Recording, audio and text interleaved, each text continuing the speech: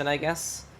Now we're gonna start with the main hand. Now, as you can see, I currently use a longbow, a Uriah longbow of destruction. Now, destruction basically only means I get the extra effect of one attack speed because I made it blue. That's something I may cover in a different guide, how to get it and what to get. But basically, you can see me wielding a plus 15 Uriah weapon at this point. So, no, I don't have a Leverito yet, because unfortunately I was not able to snipe one when I had the chances to. Each time I tried to grab one, I didn't get one. But basically what I'm trying to tell you is Uriah Longbow, or basically any Uriah weapon, works perfectly fine at this patch notes. If you can afford Leverito and you can afford to get it to plus 15, because it's going to be a lot more expensive than getting a Uriah to plus 15. But if you have the funds to do so, I'd recommend go for Leverdo. But as a starter weapon, Uriah works perfectly fine. It is probably one of the best weapons you can use for PvP, and it's still reasonable priced. So even if you don't have that many funds or that much money, you should still be able to get your Uriah weapon to plus 15 in I guess a couple days, depending on how much you farm and depending on how much money you already have. Basically, the order in which I would rank these is, if you're rich enough and it's not your first character and you can afford it, get a Leverto. If you don't, go for Yuri instead, and then try to work your way onwards to a Leverto. Maybe you've been one of the lucky people who actually got it as a drop from the weekly bosses. In that case, it's pretty obvious. Put all your money into that weapon instead and don't bother with Uriah. But for most people, Uriah is going to be the choice of weapon. Now, the offhand. This is kind of a bit tricky, because you can see that I also have the bronze dagger lying in my inventory, but it's not enhanced. So I'll come to that really quickly. Basically, the reason why I use a steel dagger over a bronze dagger is because I use both Callus necklace and Callus belt in order to boost my accuracy a bit higher. That pretty much allows me to PvP quite freely. Against 54s, I have no trouble at all hitting them. Against 55s, occasionally I see that I can miss, but not that terribly much, so it's not really a big issue for me because I'm 54 at this point. However, if you're lower level and you're going up against higher level in PvP, higher level I mean like at least a gap of 2 levels or even more, you should definitely opt into the bronze dagger instead and try to ramp up your accuracy, maybe even use food to boost up your accuracy even further, because if you're not gonna hit an enemy, it doesn't matter how much damage you're potentially able to deal, because you will not hit them. So if you can afford the steel dagger in terms of you don't need the accuracy to grind or PvP, go for the steel dagger. If you need more accuracy, go for the bronze dagger. Basically what you will want to have at some point is keep both steel dagger and bronze dagger in your inventory, so you can pretty much switch freely. They aren't really heavy. It's 6, I guess, pounds, or 4.5 pounds for the bronze dagger, so it's not really an issue with weight. And it's only one slot it's gonna take up. So definitely try to get both of these early on into the game, and just switch to whatever weapon you need. Pretty much at whatever point in time. If you feel like you're grinding and you have trouble hitting mobs, switch to bronze dagger. If you're hitting mobs that aren't purple or red anymore, for example like white or even green, you can pretty safely use the steel dagger instead. So that is pretty much all about main and offhand. There is not really any other choice for range right now. Steel dagger or bronze dagger, I'd say get both and upgrade both eventually, but it's certainly not something I would be focusing a lot of energy onto. Now, going from weapons to armor, this is probably the most talked about topic next to the bronze and steel dagger discussion. Basically, in my opinion at least, you have two options you could be rolling. Now, the first option is pretty much what you're seeing on my screen and my equipment, is I use a Zereth helmet with the Zereth shoes. And what that gives me is, if you look at the 2-piece set effect, it gives me a total of 200 endurance. In total, with the shoe bonus, I get 400 endurance and 15 knockdown and bound resistance through the helmet. But the real reason you really want to use 2 Zereth parts instead of only 1 is to get the additional 200 endurance, which basically translates into like 2-3 dashes, maybe even 4, which basically allows you to deal more damage, keep more mobility up, and allows you to remain in combat a lot, well, not a lot longer, but it allows you to retain your combat mobility longer than any ranger who does not have this item build. Now, for the chest and the gloves, I use Heavy or Heave. I'm not exactly sure what people actually call these. I call them Heave parts. Basically, if you look at the 2-piece set effect, 2 parts of Heave armor will grant you a whooping 250 HP bonus, which is not only making us less squishy, but if you haven't noticed by now, a few skills and also a few awakenings, but namely Blasting Gust and Penetrating Wind. If you look at the very bottom above the orange text, it says add 10% of max HP as extra damage. So this is pretty straightforward, right? The more HP you get, also the more damage you will be able to deal. So not only will we get a bit less squishy, so we get a bit more survivability, we will also be able to deal more damage at the same time. So definitely get at least 2 Heave parts, because 250 HP is a very nice boost to have. Now, the other thing about the Heave parts is they come with 2 gem slots, which allows you to combine a lot more possibilities.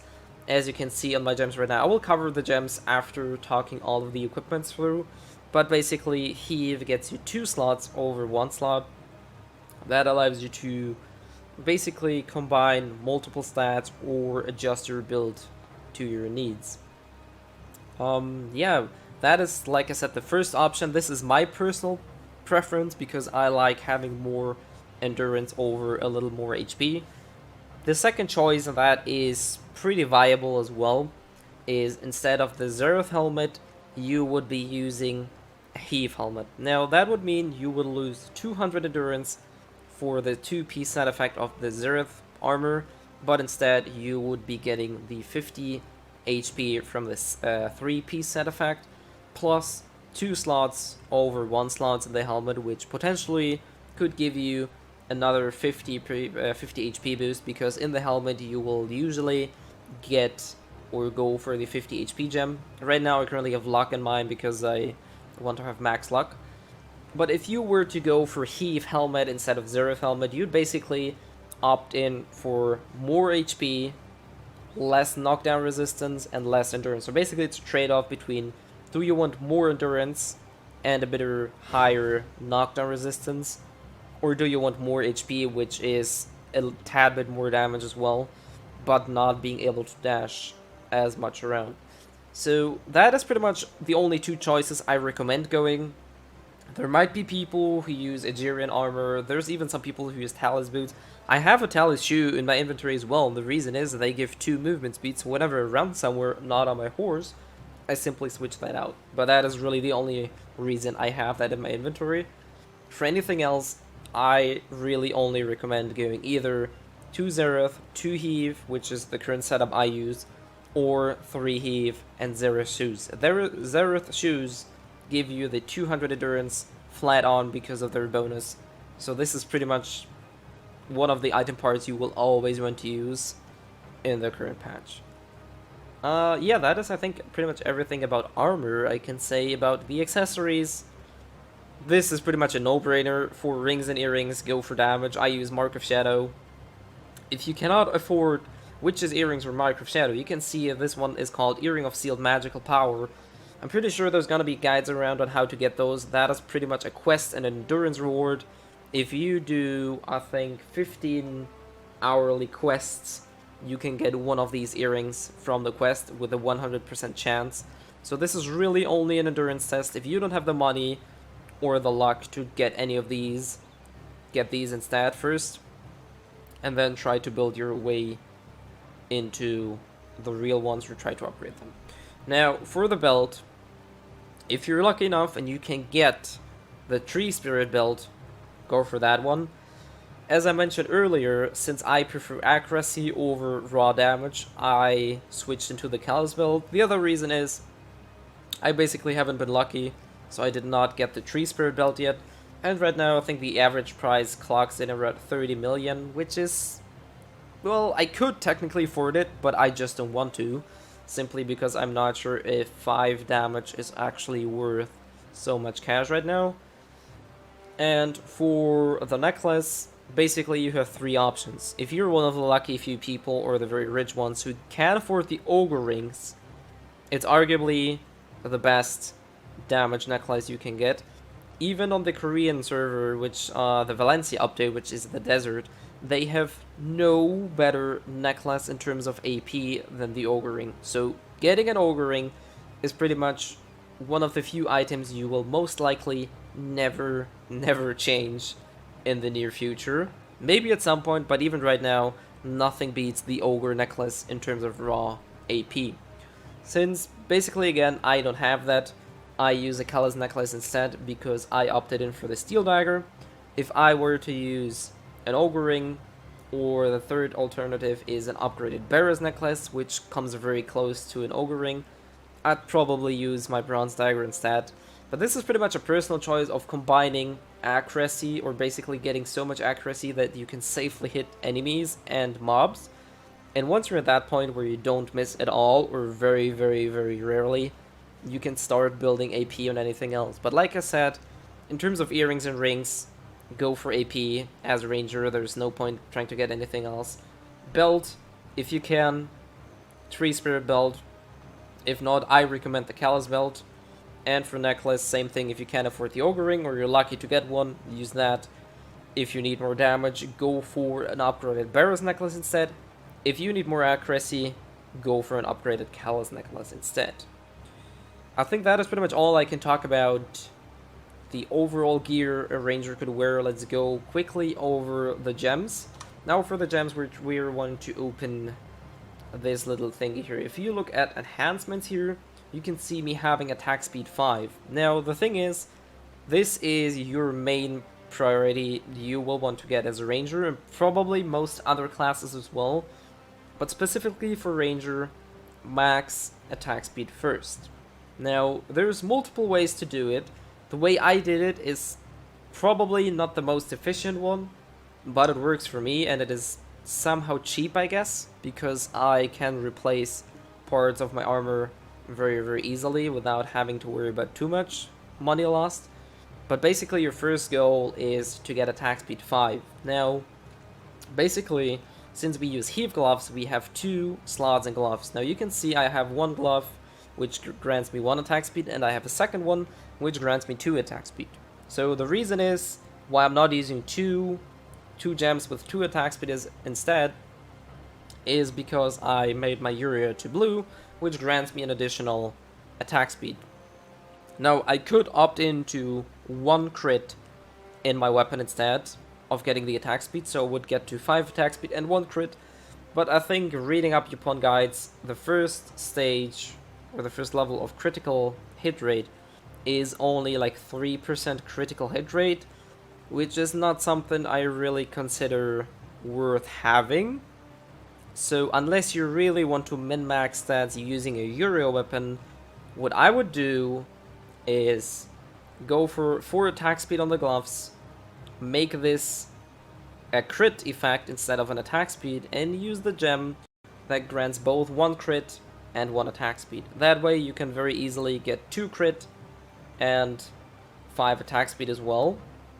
So that would, I think, boost you to like 5 or 6% crit rate, which still isn't insanely much, but it is something at least. And compared to my 0 critical hit rate, you'd probably have a better overall damage output. So basically for gloves, go attack speed. For the weapon, complement either crit or attack speed, so you get to 5 attack speed. Anything you have in surplus, put it into crit. Now, for the offhand, basically you have 2 options. One is a critical gem that increases the critical damage, or if you don't have it or don't want to afford it, just go for a +1 luck gem.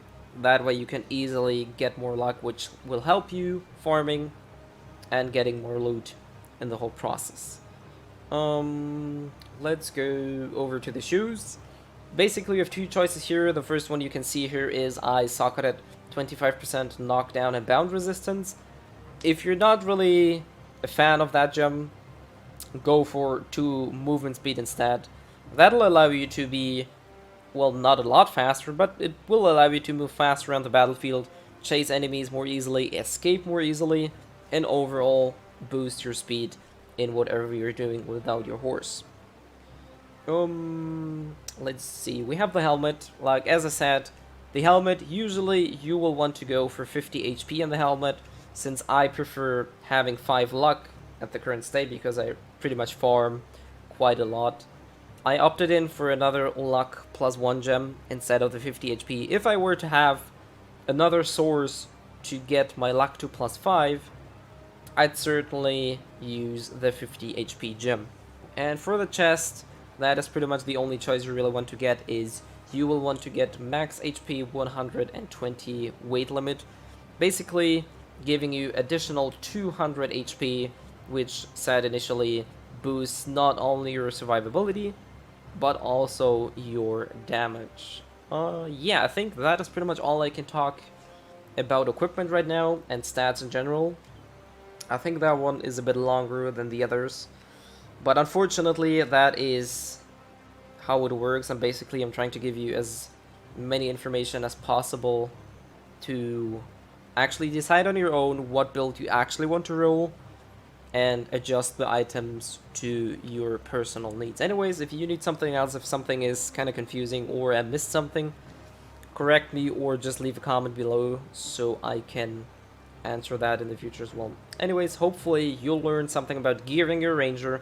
As I said in the video at the beginning, this is pre-Mediah. Once we get new updates, once we get new items, this will change slightly or drastically depending on what type of gear we will be able to get. But at the current patch we're playing, you basically have the options I mentioned in this video. Anyways, have a good one and see you next time.